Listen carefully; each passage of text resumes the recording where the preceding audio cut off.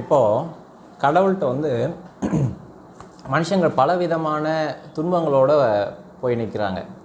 உதாரணமாக அவங்களுடைய உடலில் நிறைய சரீர சுகத்தில் நிறைய பிரச்சனை இருக்கலாம், அல்லது குடும்பத்தில் சமாதானம் இல்லாமல் இருக்கலாம், அல்லது பொருளாதார நெருக்கடி இருக்கலாம். இப்படி பலதரப்பட்ட பிரச்சனைகளால் மனிதர்கள் சங்கடத்தை அனுபவிக்கும் போது, துன்பத்தை அனுபவிக்கும் பொழுது கடவுளை தேடி அவங்களுக்கு முன்னாடி போய் நிற்கிறாங்க.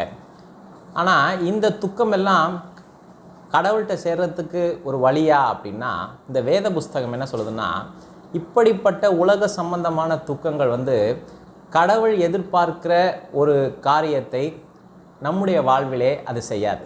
ஒருவேளை நாம் கடவுள்கிட்ட பல காரியங்களை எதிர்பார்க்கலாம், ஆனால் கடவுள் என்னுடைய வாழ்க்கையில் எதிர்பார்க்கிறத அவர் செய்யணும் அப்படின்னா தேவனுக்கு ஏற்ற துக்கம் அப்படின்னு சொல்லி ஒன்று இருக்குது. அந்த தேவனுக்கு ஏற்ற துக்கத்தை நான் உண்மையாகவே அடைஞ்சாதான் கடவுள் என்னுடைய வாழ்க்கையில் என்ன செய்யணுமோ அதை செய்ய முடியும். அதுதான் நம்முடைய வாழ்க்கையில் கடவுள் செயல்படுவதற்கான துவக்கமாக கூட இருக்கும். இதை பற்றி நம்ம எங்கே வாசிக்கிறோம் அப்படின்னா, 2 கொரிந்தியர் புஸ்தகம் 7வது அதிகாரம் 9-10 வசனங்களில் பார்த்தோம்னா, மனம் திரும்புதலுக்கு ஏதுவான துக்கம் அல்லது தேவனுக்கு ஏற்ற துக்கம் அப்படின்னு சொல்லி இந்த 9வது வசனத்தில் வாசிக்கிறோம். அப்போ தேவனுக்கு ஏற்ற துக்கம் தான் மனம் திரும்புதலுக்கு ஏதுவான துக்கமாக தேவன் அந்த மனிதனுடைய வாழ்க்கையில் காண்கிறார். அப்போ இந்த துக்கம் நல்லது. ஒருவேளை மனம் திரும்புதலுக்கு ஏதுவாக என்னை வழி நடத்துகிற, தேவன் விரும்புகிற, தேவன் எதிர்பார்க்கிற, தேவனுக்கு ஏற்ற துக்கத்தை நான் அடைந்தேன் என்று சொன்னால், பவுல் இந்த இடத்துல அதை பற்றி சந்தோஷப்படுகிறார். அது மாத்திரம் இல்லை, 10வது வசனத்தில் வாசிக்கும் பொழுது, நீங்கள் தேவனுக்கு ஏற்ற துக்கம் அடைந்தது உண்டே அப்படிங்கிறார். அப்போ தேவனுக்கு ஏற்ற துக்கம் என் வாழ்க்கையில் வந்தால் தான் நான் மனம் திரும்புதலுக்கு நேராக போக முடியும். மனம் திரும்புதல்னா change of mind, change of action. அதாவது என்னுடைய நடக்கைகளிலே, நடவடிக்கைகளிலே, பிஹேவியர், செயல்பாடுகளிலே மாற்றம் வருது இல்லையா, அதுதான் மனம் திரும்புதல். அந்த மனம் திரும்புதலோடு தான் நான் கடவுளை நோக்கி போக முடியும். அப்போ அந்த மனம் திரும்புதலை எனக்கு எது கொண்டு வருது அப்படின்னா, தேவனுக்கு ஏற்ற துக்கம். சரி பிரதர், தேவனுக்கு ஏற்ற துக்கம்னா என்ன அப்படின்னா, எரேமியாவின் புஸ்தகம் 31வது அதிகாரம் 19வது வசனத்தில் வாசிச்சோம்னா, நான் திரும்பின பின்பு, அதாவது தேவனை நோக்கி திரும்பின பின்பு மனஸ்தாபப்பட்டு கொண்டிருக்கிறேன். நான் என்னை அறிந்து கொண்டதற்கு பின்பு விழாவில் அடித்து கொண்டிருக்கிறேன். வெக்கி நாணம் கொள்கிறேன்.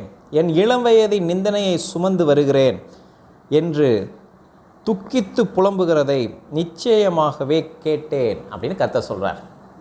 அப்போது மனஸ்தாபப்படும் பொழுது ஒரு மனிதன் பாவத்திற்கான மனஸ்தாபம், தேவனை நான் துக்கப்படுத்தி விட்டேனே, தேவன் எதிர்பார்க்கிற ஒரு வாழ்க்கை என்னிடத்திலே இல்லையே, தேவனை நான் பிரியப்படுத்த முடியவில்லையே, தேவனுடைய எதிர்பார்ப்புக்கு நான் குறைவுள்ளவனாக இருக்கிறேனே, நான் தேவனை விட்டு பிரிக்கப்பட்டிருக்கிறேனே, தேவனை எனக்குள்ளாக நான் அனுபவிக்க முடியவில்லையே அப்படின்னு சொல்லுகிற அந்த மனஸ்தாபம், அந்த துக்கம் தான் அவனை மனம் திரும்புதலுக்கு ஏதோ நடத்துகிறது. அப்போ இந்த 19வது வசனத்தில் அந்த மனஸ்தாபம் வந்துச்சுன்னா என்னென்ன தெரியுமா நடக்கும்? முதலாவது செல்ஃப் ரியலைசேஷன். நான் பாவத்தில் இருக்கிறேன், எனக்கு வேறு வழி இல்லை, என்னை நானே சரி செய்து கொள்ள முடியாது, நான் பாவத்திற்கு அடிமையாக இருக்கிறேன், செல்ஃப் ரியலைசேஷன் வரும். அடுத்தது வெட்கம் உண்டாகும், வெட்கி நாணம் கொண்டிருக்கிறேன். 3வதாக புலம்பல், ஐயோ என்ன யார் விடுவிப்பார், தேவனுக்கு உகந்தவனாக என்னை யார் மாற்றுவார், அந்த மனவேதனை உண்டாகும். இந்த குமுறலை எல்லாம் ஜபமாக மாறும். அந்த ஜபத்தை தான் நிச்சயமாக நான் கேட்டேன் அப்படின்னு இந்த இடத்துல ஆண்டவர் சொல்கிறார். அப்போ நம்ம யோசித்து பார்ப்போம், தேவனுக்கு ஏற்ற துக்கம் நாம் அடைந்தோமா? தேவனுக்கு ஏற்ற துக்கத்தை நான் அடைந்தேன் அப்படிங்கிற இந்த அனுபவம் நமக்கு இருக்கும் என்று சொன்னால், இதுதான் மனம் திரும்புதலுக்கான அனுபவத்திற்கு நேராக நம்மளை நடத்தும். மனம் திரும்பின அனுபவம் தான் நம்மை ரட்சிப்புக்கு நேராக நடத்தும்.